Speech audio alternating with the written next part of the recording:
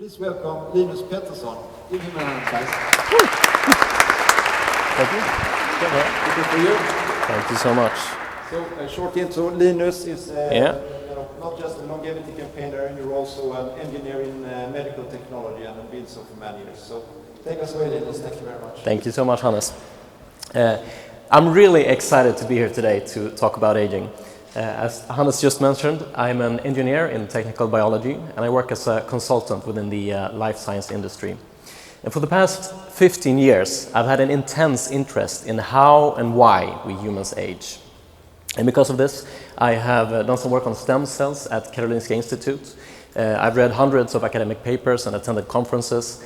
And I've been involved in many projects related to the problem of aging. And I'm going to make a bold claim here today. I'm going to claim that aging is a curable disease and that we will most likely be able to develop drugs that will significantly extend the human lifespan in the very near future. Now this is indeed a very bold claim, so I feel I have to justify this somehow. And I will do this by first talking about how. How will we stop aging? By developing new therapeutics and interventions. And secondly, I'll talk about why. Why is it desirable to stop aging? And why indeed it might be humanity's biggest problem. So let's begin with the how. The first question we should ask ourselves is, are there any natural laws that prohibit us from extending the lifespan of a mammal, such as ourselves? And the answer to this is no. There are no such laws. And this was first noted by the famous American physicist Richard Feynman back in the 1960s. So we've known this for quite a while. So then, this means that at its core, aging is just a technical problem. And this means that we can solve it. And the question then becomes, okay, how difficult is this? If it's like on par with colonizing an exoplanet, then there's not much point devoting energies to it right now. But if it's relatively easy, then we really should think about this. And it turns out that when you actually look at the science, we have a great understanding of why we humans age now. And for the past 100 years or so, there has been a series of remarkable breakthroughs and discoveries that now lets us understand why we age on a cellular and molecular level.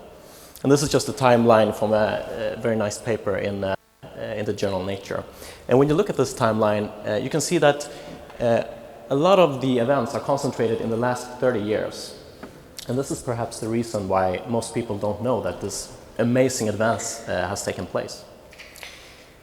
And this all culminated back in 2013 with the publication of a now famous paper called The Hallmarks of Aging, which we see here.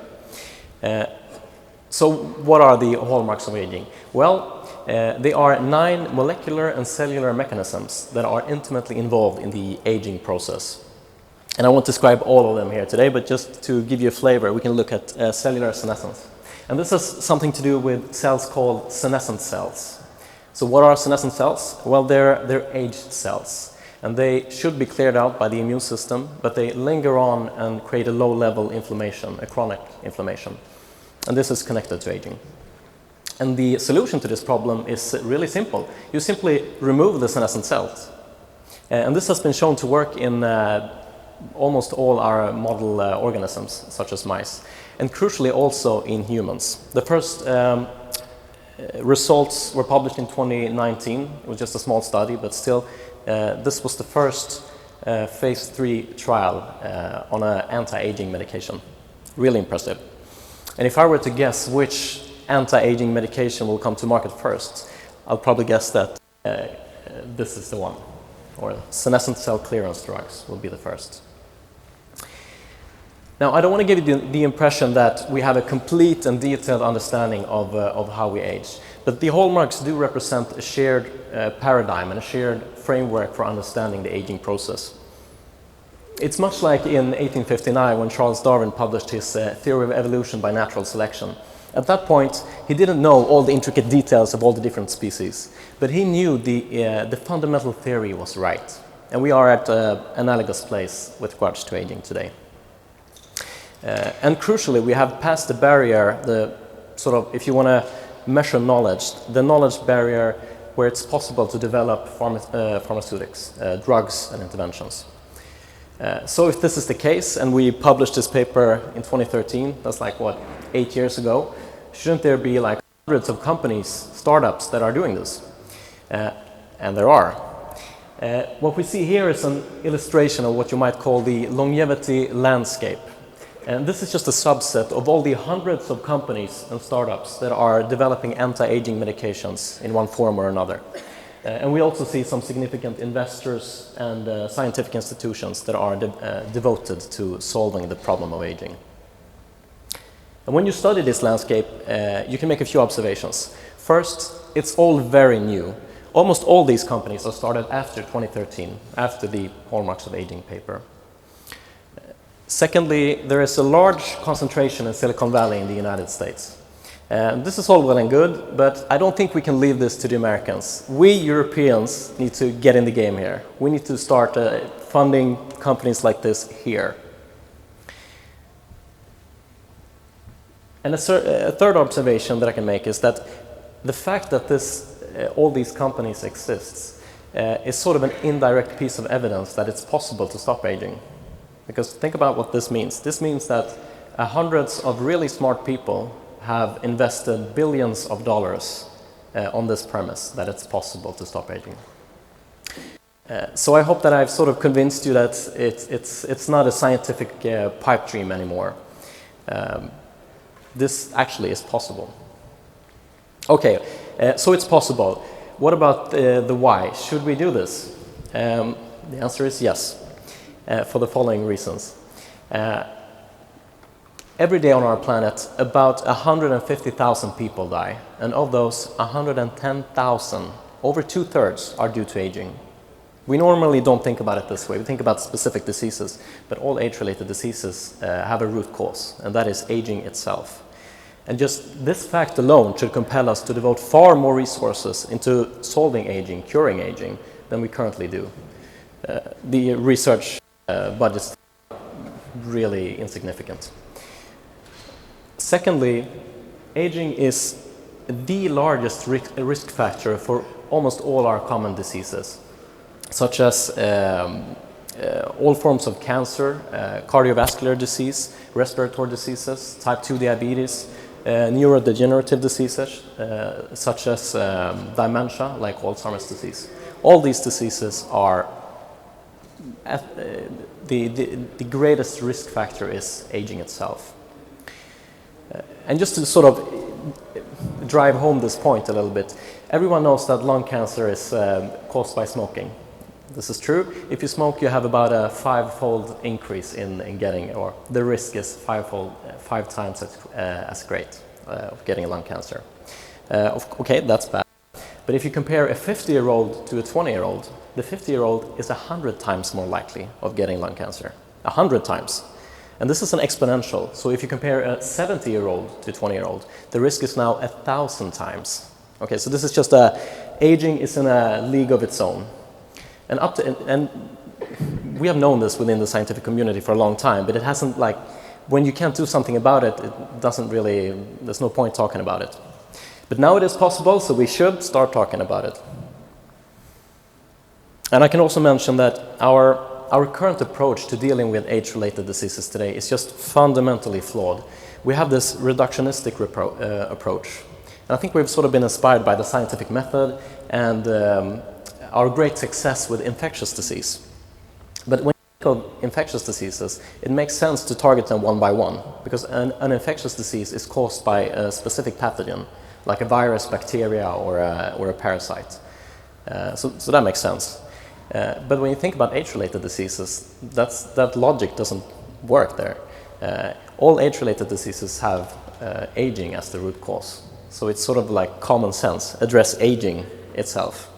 But we don't do this today. Our current approach is just to sort of really focus on the symptoms. And it's like basically certain that all of us in this room will get one or several age-related diseases.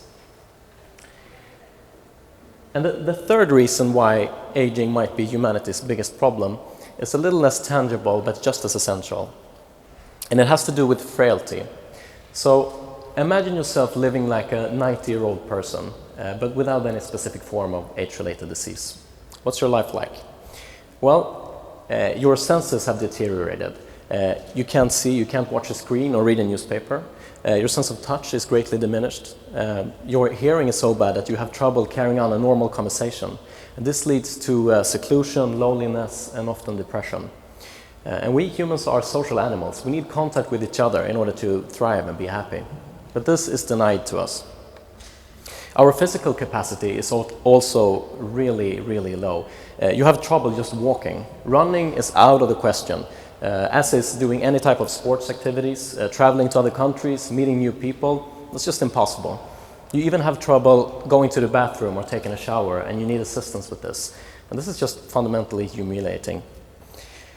So I don't think we shouldn't accept this state of affairs. And imagine living under these conditions as a 20-year-old. We would find it totally unacceptable. And now that we know that it's possible to stop aging, we should stop accepting this. We should acknowledge that this is a real problem. So let's take a step back and consider all the unnecessary death, all the disease, and all the frailty. And think of how much suffering this causes on a global scale every day.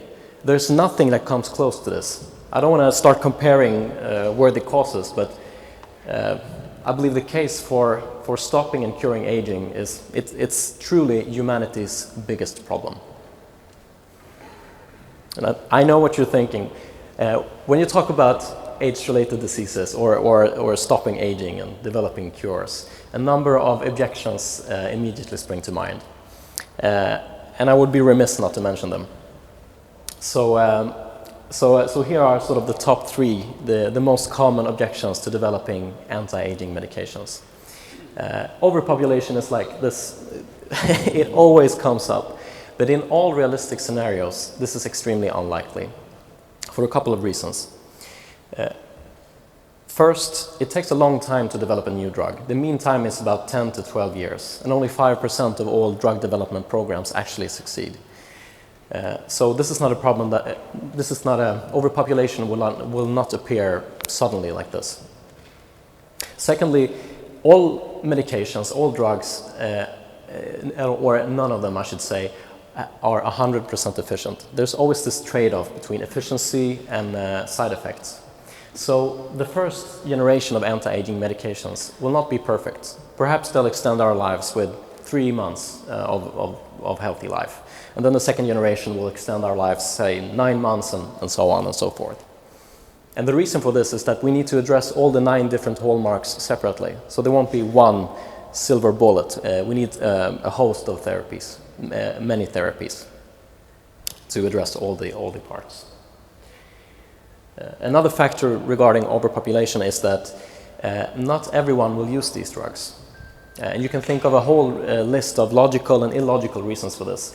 And I'd like to take the example of our most successful form of medicine today, which are vaccines. They are like extremely efficient, well over 90% in most cases. The side effects are like virtually non-existent, really insignificant. And still there's this huge debate within society whether we should use these awesome medications. So imagine what happens when we scientists come along and say, oh, by the way, I have an anti-aging pill. Do you want it? Not everyone will use them. Another factor concerning overpopulation is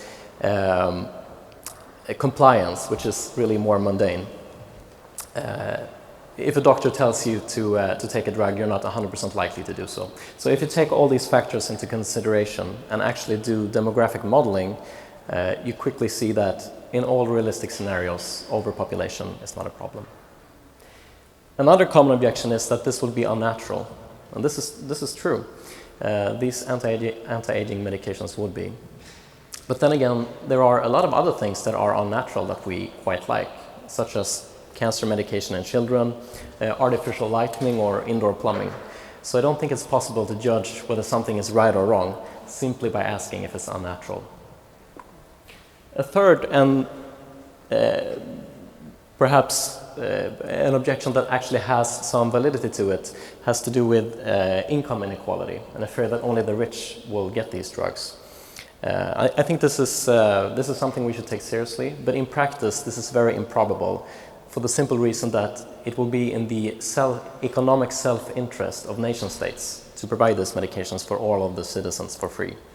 And this is not just the case in developed countries like Europe, China and the United States. This underlying incentives is true in developed countries as well. So we need to make sure that this actually happens, but prerequisite favorable. So in summary, there are no good reasons for not developing drugs that stop aging. We should do so immediately. I should. If you find the science interesting, I have some recommended reading here, some popular science books and nice academic papers, if you really want to get into the weeds.